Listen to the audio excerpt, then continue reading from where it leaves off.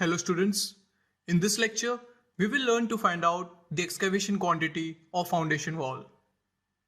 In the previous lecture we had learned to find out the excavation quantity of footing.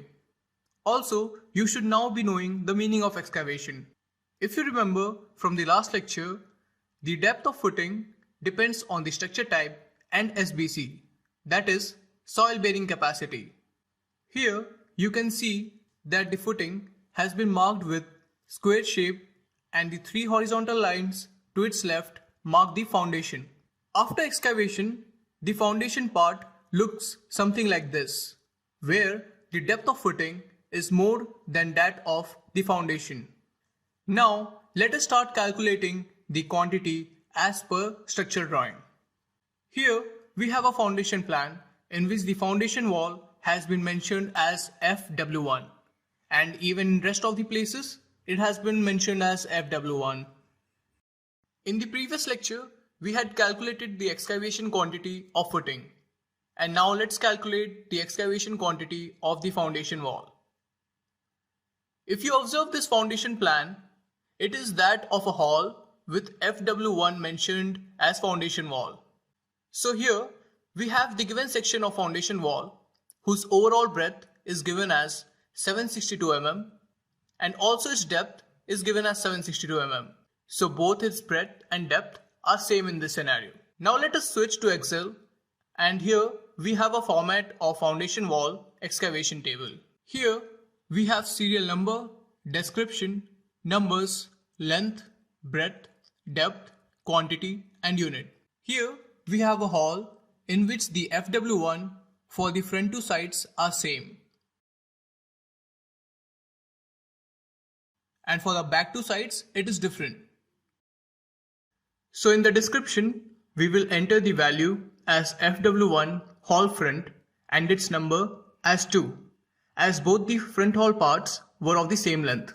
Now we will be entering its length as 4115 here. Its breadth is given here in this section. For every foundation wall, whether it's in the front or back side, LHS or RHS, its breadth and depth will be the same, that is 762 here. Here we enter its breadth as 762 mm and also its depth as 762 mm. We have completed the details of the front part. Now let us take back the part that is 4191 and enter its value in the table. We will write it as FW1 hall back and enter its length as 4191. Again, its breadth and depth will remain the same. We will again create FW1 hall back, and because its length is different, we will go back and take its length, that is 4039.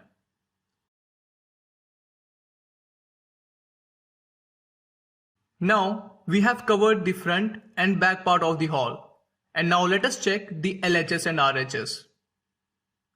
First we will check the left hand side, that is 1312, and also on the right side it is the same.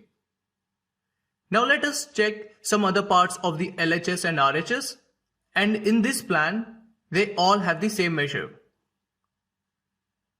So if we include both LHS and RHS, they give us 4 numbers of same length.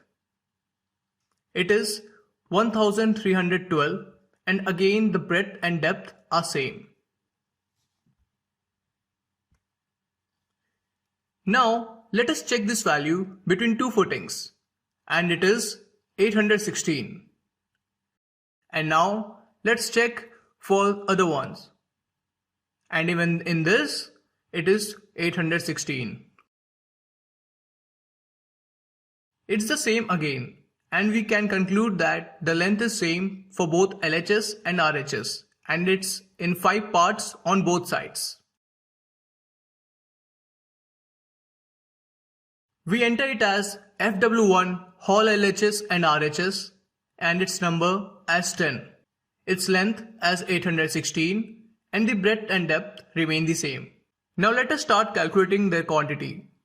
We multiply its number, length, breadth and depth in order to get its quantity.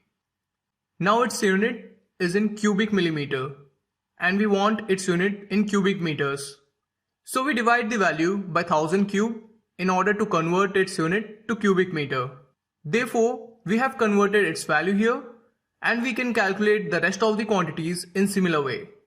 Now we will calculate the total value by adding all the quantities.